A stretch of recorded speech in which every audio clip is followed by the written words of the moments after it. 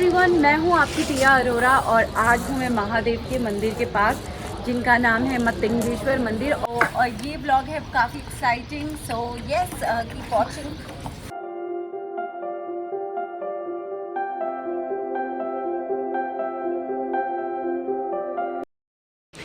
Hi guys, तो हम हैं एयरपोर्ट में और ये है युवान। से हाय युवान। हाय। और हम जा रहे हैं खजुराहो और अर्पित हमें वही मिलने वाला है और हम बहुत एक्साइटेड हैं, है ना युवान? और अब हम हैं फ्लाइट पे। युवान, कैसा लग रहा है? अच्छा लग रहा है।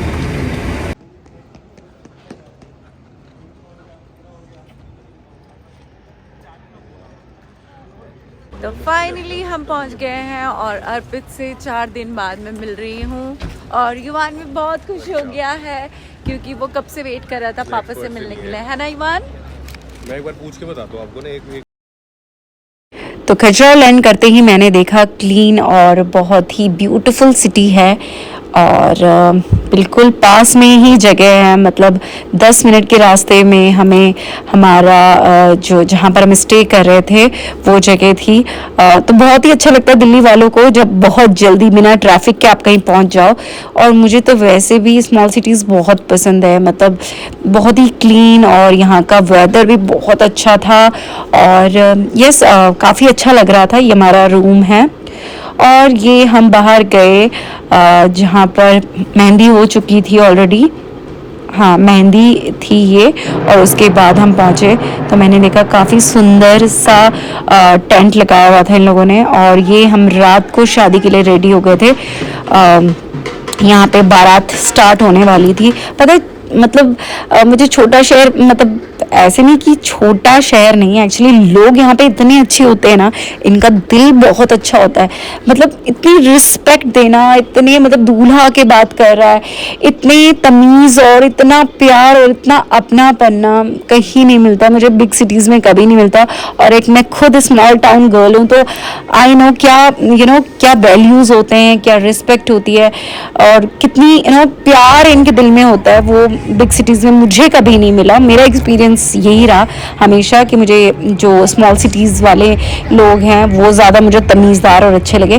बाकी आप देख रहे हो बारात, मतलब इतनी हैपनिंग बारात दिल्ली में बहुत कम मिलती है। इतना सुंदर सजाया हुआ था। मतलब अर्पित ने मुझे बोला था कि शादी है वहाँ पर। मैंने कहा पता नहीं कहाँ कैसे होगा, लेकिन टू बी ऑनेस्ट इतनी प्यारी शादी, मतलब सब कुछ डेकोर इतना सुंदर और काफ़ी स्पेशियस था जहाँ पर शादी था। और यहाँ पे सबसे अच्छी बात कि लोग मतलब इतनी भीड़ नहीं थी शादी में, बहुत ही लिमिटेड लोग थे। और यहाँ पे लोगों ने बॉनफायर किया हुआ था और मैं तो बैठ गई, अच्छे से खाना खाया। और हाँ, आज थी जो अर्पित के बिजनेस पार्टनर है उनकी शादी और कल इनके ब्रदर की शादी थी। मतलब 2 दिन में इन्होंने 2 शादी निपटा दी। तो काफ़ी अच्छा एक्सपीरियंस रहा, बहुत ही सुंदर वेडिंग थी। फिर हम गए वापस और सो गए क्योंकि थके हुए थे। बारात होने वाली है, मतलब ये डे की बारात निकलने वाली है और हम सारे सज धज गए हैं। मैंने ये प्रिटी सा सूट पहना है और बस अभी हम बारात में जा रहे हैं और उसके बाद टेंपल। अभी हम बारात में जा रहे हैं, उसके बाद फिर टेंपल जाएंगे। सो या मैं दिखाती हूँ आपको बारात।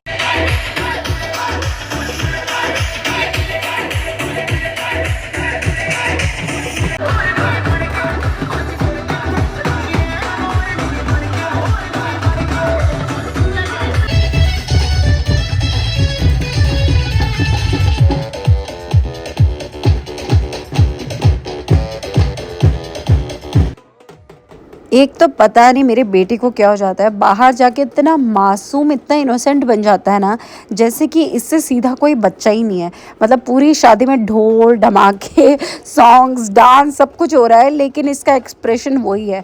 पता नहीं नींद भी कंप्लीट है, लेकिन इतना सीधा बना हुआ है कि पता नहीं। फिर बारात के बाद हम सीधे निकल गए थे खजुराहो टेम्पल की तरफ, क्योंकि शाम होने वाली थी और सबने कहा था कि शाम होने से पहले, मतलब रात होने से पहले आप टेम्पल जाके आओ। और ये देख रहे हो आप झील, इतनी प्यारी झील, मुझे यार बहुत पसंद है। मतलब प्लीज़ मेरे को कोई घर दिला दो छोटे शहर में, कोई भी, मतलब ये खजुराहो भी मुझे अच्छा लग रहा है, मुझे यहाँ घर दिला दो, मुझे बहुत अच्छा लगता है यार। पॉल्यूशन फ्री, ना शोर है ना ट्रैफिक है, और सबसे ज़्यादा इम्पॉर्टेंट है कि यहाँ पे सांस बहुत अच्छे से आती है, मतलब यहाँ पर एयर पॉल्यूशन नहीं है। तो हमने गाइड कर लिया था और वो हमें बताने वाले थे खजुराहो टेम्पल के बारे में। टेम्पल्स देखने के लिए यहाँ पे 11 टेम्पल हैं। हाँ, तो यहाँ पे 11 टेम्पल हैं और हमने गाइड कर लिया है साथ में, ताकि वो हमें अच्छे से एक्सप्लेन कर सके कि क्या क्या है। तो मैं आगे बताने वाली हूँ, आपको दिखाने वाली हूँ यहाँ की बहुत खूबसूरत टेम्पल। कितनी टेम्पल्स हैं यहाँ पे? छोटे बड़े 11 मंदिर हैं यहाँ पर। मैं हूँ सत्येंद्र श्रीवास्तव। आप आए हैं खजुराहो में। खजुराहो एक छोटा सा गांव है, पॉपुलेशन 20 से 25 हजार है, लेकिन फेमस है क्योंकि ये मंदिर यहाँ है। और ये मंदिर आपके दिल्ली से भी पुराने हैं, लगभग 1100 साल पुराने। उस समय चंदेल करके डायनेस्टी ने खजुराहो में 85 टेम्पल्स बनाए, जिसमें से 22 ही बचे। इनको 3 भागों में बांटा, वेस्ट, ईस्ट और साउथ। तो जो मेन पार्ट है वो वेस्टर्न पार्ट है, जिसपे आप अभी खड़े हैं। ये पूरा प्रीमाइसेस जो देख रहे हैं, इसमें छोटे बड़े 11 मंदिर है। सबसे मेन है लक्ष्मण आर्टिस्टिक टेम्पल्स है। ऐसे कलात्मक मंदिर आपको नॉर्थ इंडिया में नहीं मिलेंगे, इसलिए इनकी बहुत ज़्यादा इंपॉर्टेंस है, क्योंकि हिंदू आर्ट को समझने का इससे बड़ा स्थान है ही नहीं उत्तर भारत में। इसीलिए खजुराहो का बहुत बड़ा महत्व है। खजुराहो के मंदिर जो फेमस हैं वो अपनी काम कला के लिए भी। इनमें कुछ एरोटिक पोस्चर्स हैं, गृहस्थ जीवन की मूर्तियां हैं। तो लोग पूछते हैं कि by the making this kind of postures in the temple wall. तो बताते हैं कि उस समय लोग गृहस्थ जीवन को छोड़कर ब्रह्मचर्य की ओर जाने लगा। तो राजा को लगा कि ऐसे में तो सब खत्म हो जाएगा, जब लोग साथ में नहीं रहेंगे तो समाज कैसे चलेगा। तो सृष्टि को बनाए रखने और पॉपुलेशन को इंक्रीज कराने के लिए इस तरह के पोस्टर दिखाए गए। बात अलग है कि हमारे देश ने इसको कुछ ज़्यादा ही सीरियसली लिया और आए हम थोड़े से ज़्यादा हो गए, तो थोड़े उल्टे टेम्पल भी बनाने होंगे। But they have to this thing कि this is a part of life. आप इसको ख़त्म नहीं करेंगे, just try to control. And how to control वो यहाँ दिखाया गया। तो this is a great example of sex with meditation, कि कैसे आप अपनी सोल एनर्जी को जगाएंगे और जो जागृत है उनको कैसे कंट्रोल करेंगे। तो ये सब गृहस्थ जीवन की मूर्तियाँ आपको इन मंदिरों में देखने को। तो गाइड भैया ने बहुत अच्छे तरीके से यहाँ की जो भी ये कलाकृति की हुई है मंदिर में और इन सारे टेम्पल्स के क्या महत्व है वो अच्छे से एक्सप्लेन किया और काफ़ी अच्छी तरीके से बताया। और हमें रिग्रेट नहीं हुआ कि हमने गाइड भेज लिया। तो आप कभी भी आए तो एक गाइड ज़रूर करें, ताकि आप अच्छे से समझ पाए कि ये इतनी स्पेशल जगह क्यों है। 1300 साल पुराने यहाँ पर मंदिर है और आपको पता चलेगा कि हमारी जो संस्कृति है इतनी पुरानी है, लेकिन हमारी संस्कृति क्यों इतनी महान है। इस कला के लिए देखिए 16 लोग दिख रहे हैं जो डिफरेंट पोस्चर में, वो सबके हेयर स्टाइल चेंज है। नीचे देखिए इन मंदिरों में 56 टाइप ऑफ हेयर स्टाइल है, जो दिखा रहा है कि महिलाएं फैशन को लेकर उस समय भी उतनी कॉन्शियस थी जितनी आजकल। मतलब सब तैयार होने में देर उस समय भी लगती थी। तो जो यहाँ पे कलाकृतियाँ बनी हुई हैं, जो पोस्टर दिखाए हुए हैं, वो काफ़ी एक्सोटिक हैं, बट आई थिंक यही हमारी ज़िंदगी का सच है।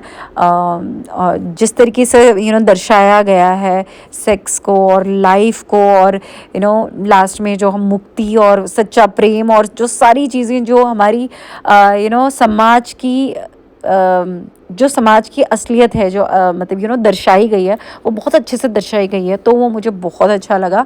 और नो डाउट गाइड ने बहुत अच्छे से इसको एक्सप्लेन किया।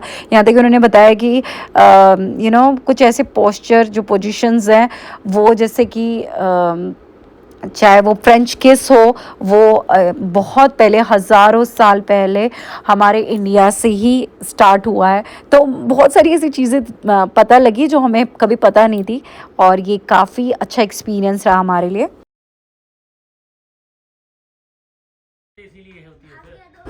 कुछ मूर्तियाँ ऐसी थी जिनको देख के बहुत शॉकिंग था कि किस तरीके से, मतलब इतने अच्छे कलाकार रहे थे उस टाइम कि उन्होंने इतनी अच्छे तरीके से मूर्ति बनाई, और कितनी सुंदर और कितने यूनिक उनका आर्ट था, और कितने टैलेंटेड आर्टिस्ट रहा होंगे उस टाइम जिन्होंने इस तरीके से दर्शाया है, चाहे वो स्त्री का सौंदर्य हो, समाज की कुकृतियाँ हो, प्यार हो, बहुत मतलब भगवान से आपकी आस्था हो, बहुत सारी चीज़ें, मतलब लाखों चीज़ें हैं। ये व्लॉग बहुत छोटा पड़ जाएगा अगर मैं बताऊं इन वर्ड्स।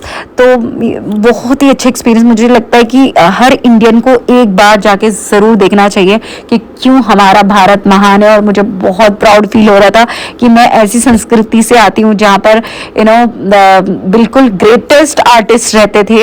हज़ारों साल पहले हम लोगों ने वो कर दिखाया जो अब फॉरेनर्स कर रहे हैं या दूसरे देश कर रहे हैं।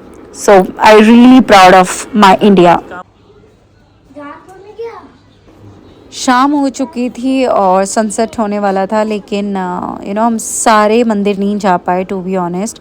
हमने जो मेन मंदिर थे उनके बारे में उन्होंने बताया, और मैं चाहती थी कि सारे टेम्पल्स में अच्छे से एक्सप्लोर करूं, चीज़ें और जानूं, लेकिन इतना टाइम नहीं था हमारे पास। और सच में मतलब गाइड भैया ने हमारी पिक्चर्स और वीडियोस इतनी सुंदर बनाई ना, मैं बता नहीं सकती। आप ज़रूर इंस्टाग्राम पे जाके ज़रूर देखना कि कितनी अच्छी पिक्चर्स, कितनी अच्छी वीडियोस। मतलब मुझे लग रहा था कि मेरा यहाँ पर प्री वेडिंग शूट या पोस्ट वेडिंग शूट हो रहा है। तो बहुत ही अच्छा शूट, और सनलाइट और जगह मतलब किसी फॉरेन कंट्री जैसा खूबसूरत लग रहा था सच में। मतलब हम बाहर देखते हैं, लेकिन सच में इंडिया इतना खूबसूरत है, मुझे अभी पता चला। खैर शाम का वक्त हो चुका था और मैं पहुंच चुकी थी यहाँ के बहुत ही फेमस मंदिर में, मतंगेश्वर मंदिर, जो यहाँ का काफ़ी फेमस मंदिर है। और यहाँ की सबसे यूनिक बात ये है कि जो यहाँ का शिवलिंग है वो बहुत ही ह्यूज है। मतलब पूरे इंडिया में आई थिंक 2 जगह है जहाँ पर इतने बड़े शिवलिंग है। आई थिंक एक भोपाल में है, मुझे जहाँ तक मेरी नॉलेज है 2 ही जगह में। अगर कहीं और भी हैं तो प्लीज़ आप मुझे कमेंट करके बताएं। तो जो ये अंदर जो शिवलिंग है ना, इसकी ख़ास बात ये है कि लोग कहते हैं कि इसका जो साइज़ है, मतलब इसकी हाइट अपने आप बढ़ती जा रही है। मैंने ये इंस्टाग्राम पर रील में देखा था कि ये खजुराहो में एक टेंपल है, और मैंने अर्पित को, मुझे पता था कि हमको यहाँ आना है, तो मैंने स्पेशली उसको बोला कि यार मुझे यहाँ पे जाना ही जाना है। तो बड़ा मैं अपने आप को सौभाग्यशाली मान रही थी कि मैं यहाँ पर पहुँच गई हूँ, और मैंने यहाँ पर पूजा की। आई थिंक ये भोलेनाथ का ही आशीर्वाद है मेरे ऊपर कि मेरे नए साल की शुरुआत भोलेनाथ से हुई। मैं ऋषिकेश गई थी और अब मैं यहाँ पर आई हूँ, और मुझे बनारस भी जाना है यहाँ इसके बाद। कहते हैं ना कि भोलेनाथ जब चाहते हैं तभी आप जा सकते हैं। तो मैं काफ़ी ब्लेस्ड फील कर रही थी खुद को। और ये देखो शाम के टाइम ये मंदिर बहुत भरा हुआ होता है, और काफ़ी खूबसूरत, बहुत ही अद्भुत मंदिर है ये। तो आप अगर खजुराहो आओ तो टेंपल के साथ साथ ये मंदिर ज़रूर आना। शाम का वक्त हो चुका था, और ये प्यारी सी सिटी, ये खूबसूरत सी सिटी बहुत ही ज़्यादा सुंदर लग रही थी। मेरा बहुत मन था कि मैं और एक्सप्लोर करूँ और घूमूँ, लेकिन वो पॉसिबल नहीं था क्योंकि हम थक चुके थे और हमें जाके रिसेप्शन ज्वाइन करना था। युवान भी काफ़ी थक चुका था, हमें वापस से होटल लौटना था, और नेक्स्ट डे हमको जाना है बनारस। मेरा बर्थडे है, तो बहुत ही सुंदर, मतलब मज़ा आ गया यहाँ पर आके। मैं दोबारा ज़रूर आना चाहूँगी। एंड मुझे बहुत मैसेजेस मिले थे खजुराहो के कि आपको कैसा लगा। तो मैं सच बता दूँ, ये आपकी प्यारी सी सिटी बहुत खूबसूरत है, एंड आई होप आप लोग बहुत अच्छे होंगे। मतलब जो जगह इतनी खूबसूरत है तो डेफिनेटली लोग भी इतनी ही अच्छे होंगे। हाय एवरीवन, तो आज है हमारी ट्रिप का 3रा दिन, और मॉर्निंग में हमें पता चला कि हमारी फ़्लाइट कैंसिल हो चुकी है। जी हाँ, खजुराहो से बनारस की जो हमारी फ़्लाइट थी वो कैंसिल हो गई है, और वो 3 दिन तक कोई भी यहाँ से कोई भी फ़्लाइट फ्लाई नहीं कर रही है। तो हमें दिल्ली वापस जाना पड़ेगा, और दिल्ली में ही इस बार मेरा बर्थडे मनाना पड़ेगा। बहुत अफसोस हो रहा है, लेकिन हमारे पास कोई चारा नहीं है। हम कल के लिए नहीं रुक सकते, हम कल के लिए रिस्क नहीं ले सकते कि अगर हम कल गए और कल भी हमें फ़्लाइट नहीं मिली तो हमें प्रॉब्लम हो जाएगी। तो हम वापस जा रहे हैं दिल्ली।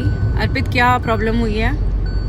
अगर नहीं मिले तो फ्लाइट कैंसिल हो गई है, अब और कोई रूट मिल नहीं रहा है वाराणसी जाने का, और हम सीधा दिल्ली जाएंगे। हाँ, और मेरा बर्थडे दिल्ली में लेट है फ्लाइट।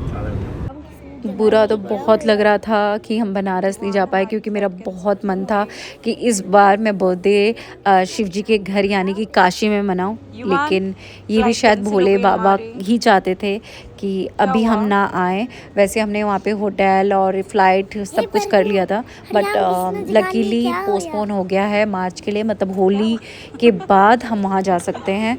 तो कोई बात नहीं, मैंने यहाँ पर भी शिव जी के दर्शन किए, और भोले बाबा जब बुलाएंगे मैं तब आ जाऊँगी। बाकी अच्छा नहीं लग रहा था, लेकिन कोई नहीं, इस बार सबके साथ में अपना बर्थडे मनाऊँगी। तो मैं आप सबका थैंक यू बोलूँगी जिन जिन लोगों ने मेरा ये व्लॉग देखा, और प्लीज़ ऐसे ही प्यार करते रहें। और so we are going back to Delhi and I hope you like the vlog. और कल मेरा बर्थडे है, आप मुझे बहुत सारी विशेस देना, और हमारी तरफ से आपको बहुत सारा प्यार। Good bye, take care, say good bye. Bye. Bye. Bye.